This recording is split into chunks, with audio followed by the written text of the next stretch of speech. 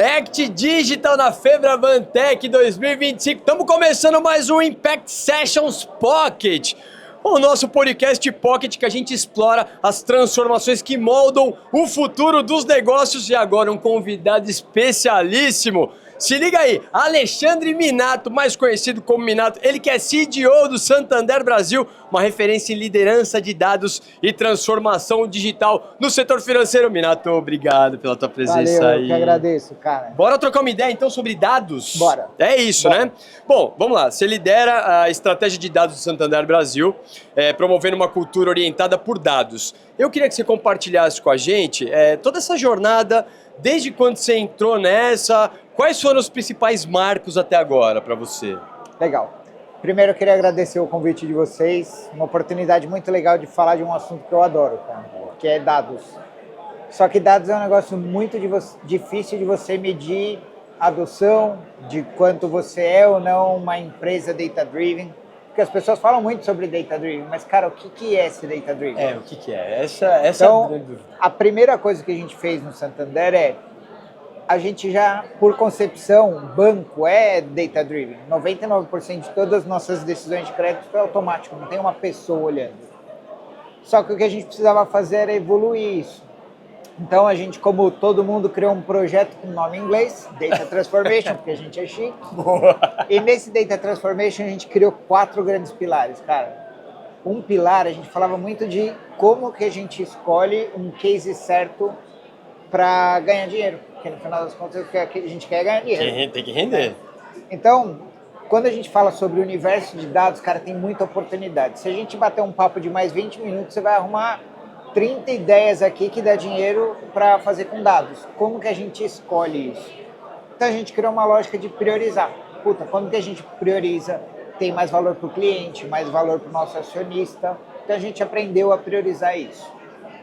O segundo para a gente conseguir potencializar o uso de dados, cara, a gente precisa saber onde esse dado está. Por isso que governança de dados é um negócio importante.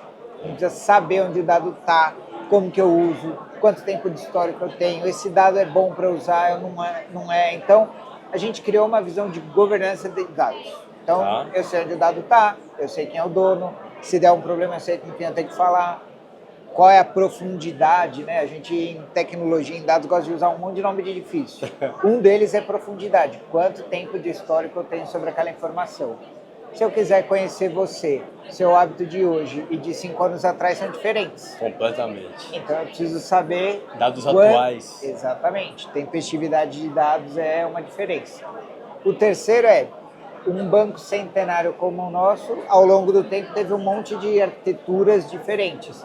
A gente quer simplificar a tecnologia. Então, o terceiro pilar vamos simplificar a tecnologia usando o cloud, tudo que tem de mais moderno. E o último, e eu considero que é mais importante, o que um cliente espera de um banco quando fala dos dados dele? Que mantenha seguro. Então, com esses 4 pilares, eu consigo saber o quanto a gente está evoluindo na cultura data-driven. Então, eu sei quanto que a gente está ganhando de dinheiro ou não, quantos os dados estão mais organizados do que meu último ano. Eu consigo saber se minha arquitetura está simplificada, está mais barata, se ela está mais rápida de utilizar e o quanto meu dado está mais seguro.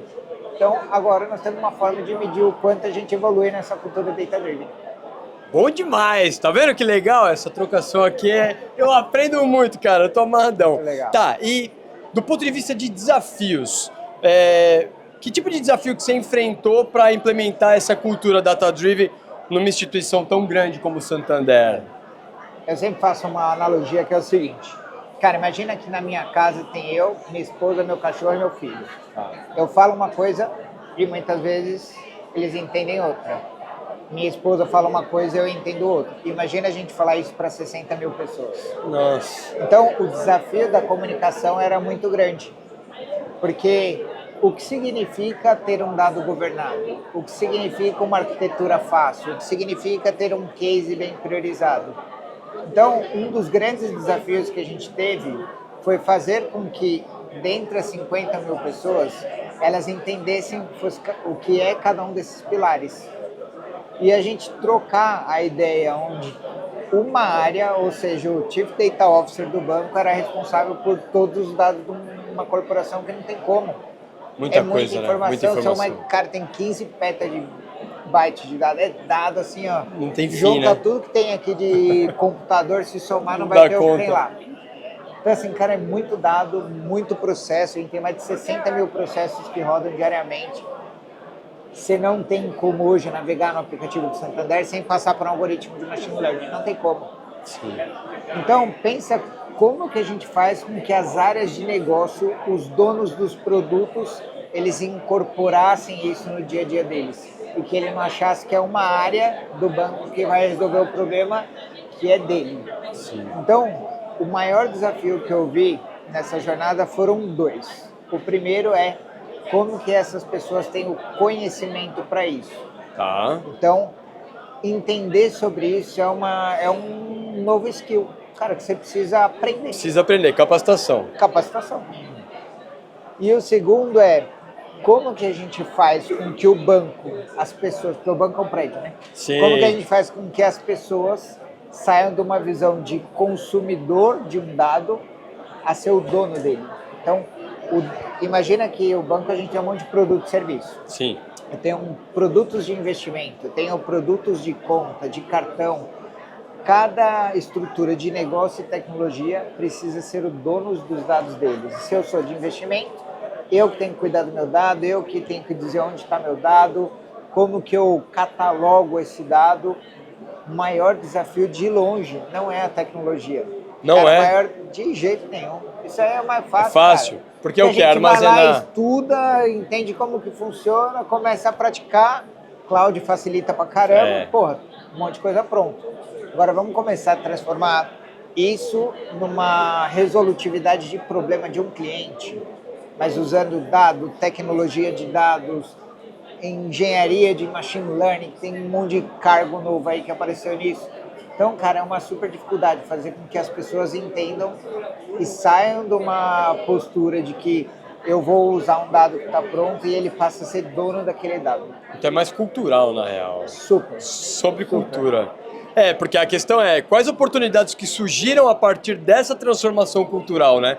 Que você tem, além da inovação, as tomadas de decisões estratégicas do dia a dia, né? Você sabe que uma das coisas que eu vi que foi mais bacana é as pessoas começarem a entender o poder que o dado tem. Então acho que isso foi o mais legal. A gente começou com coisas pequenas, cara.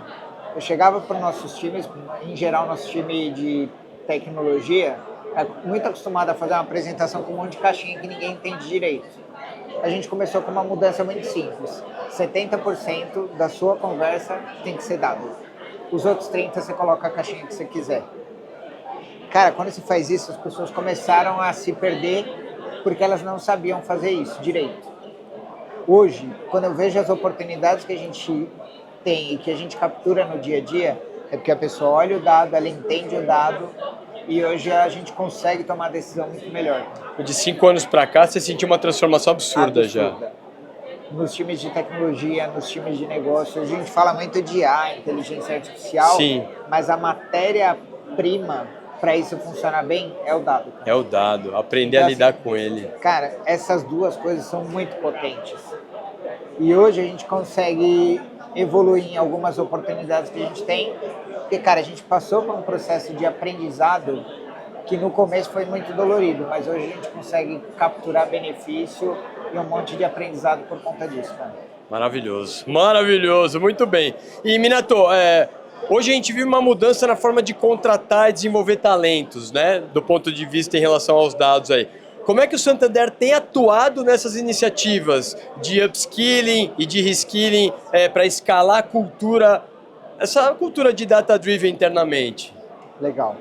Cara, a gente sempre foi muito preocupado com conhecimento e carreira.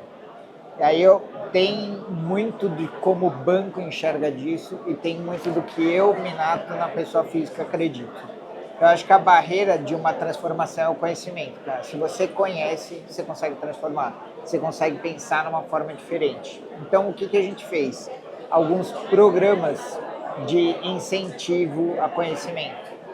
Então a gente Boa. tem o que a gente chama de Code Elevate. Então a gente quer subir a barra das pessoas no modelo, na forma como elas desenvolvem software, por exemplo.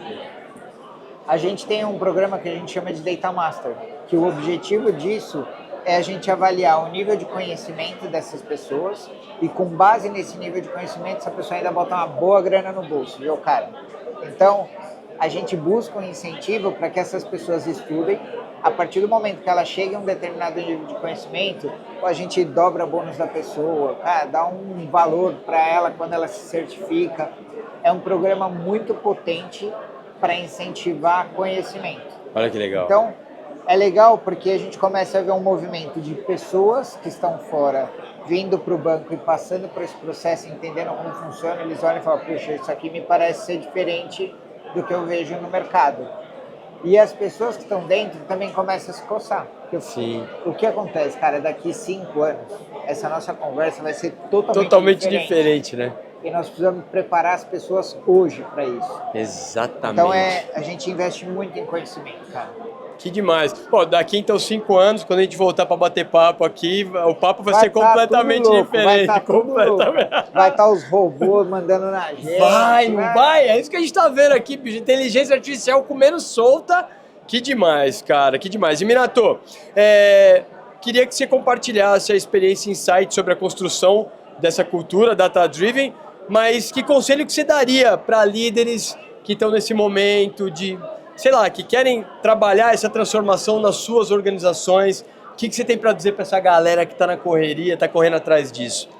Tem algumas coisas que eu vejo que algumas nós já falamos e algumas eu acho que vale a pena reforçar.